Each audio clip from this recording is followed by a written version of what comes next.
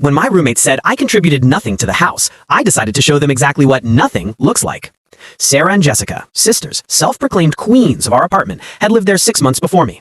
That somehow made me their peasant. They'd rearrange furniture without asking, hold secret meetings that ended the moment I walked in, and leave passive-aggressive notes everywhere. Please don't use our cast iron pan, one said. Funny, since it was mine. Then came kitchen closes at 10 p.m. for those who work early. They bartended until 3 a.m., but sure, I was the problem. They ate my groceries like locusts. My almond milk vanished daily, my meal preps disappeared by Tuesday, and when I started labeling things, they accused me of creating a hostile environment. By month 3, they'd gone full psycho roommates. I'd come home from a 12-hour shift to find dirty dishes in the sink, dishes I didn't use, and Sarah filming proof that I was a slob. They even made a Google Doc called Household Concerns. My favorite line? Leaves excessive hair in the drain. I have black hair. They're both bleach blonde. You do the math.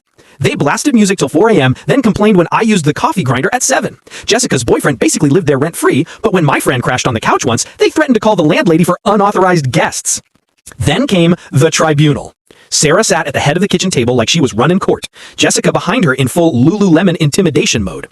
We need to talk about your future here, Sarah said. Jessica exploded. You're ruining our lives. You don't belong here. And then came the dagger, Sarah smirking as she slid her phone across the table. We already talked to Rachel. Your lease won't be renewed. She's letting us pick roommates from now on. I smiled. That's cute, I said, because I just got off the phone with Rachel. See, what they didn't know was that Rachel, our landlady, cared about one thing, money. And I'd never been late with rent, not once.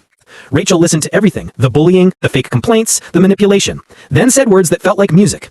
You can leave any time. Just pay for the days you stay. Those girls will figure it out. 3 days later, they left for a cousin's baby shower in Vermont. The second their car turned the corner, I called in every favor I had. My friend with a truck, a coworker with a van, even my guilty ex.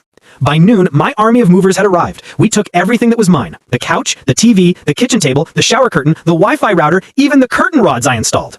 6 hours later, their kingdom was empty. Their things stacked neatly in the middle of the bare floor. I filmed everything, left my keys with Rachel, and vanished. Sunday night, my phone buzzed. It was Rachel. They're freaking out, saying you stole everything. I told them you only took what was yours. Now they had to cover my rent, and June was still months away.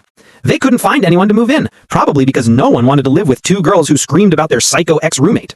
Jessica's boyfriend bailed, claiming it was too expensive. 28 days later, they begged Rachel for an extension. She gave them 24 hours. When they failed, she did something legendary. She called every landlord in the area. They're difficult, manipulative, always late on rent. Last I heard, Sarah and Jessica are living 40 minutes from campus because every decent apartment mysteriously got rented just before they applied.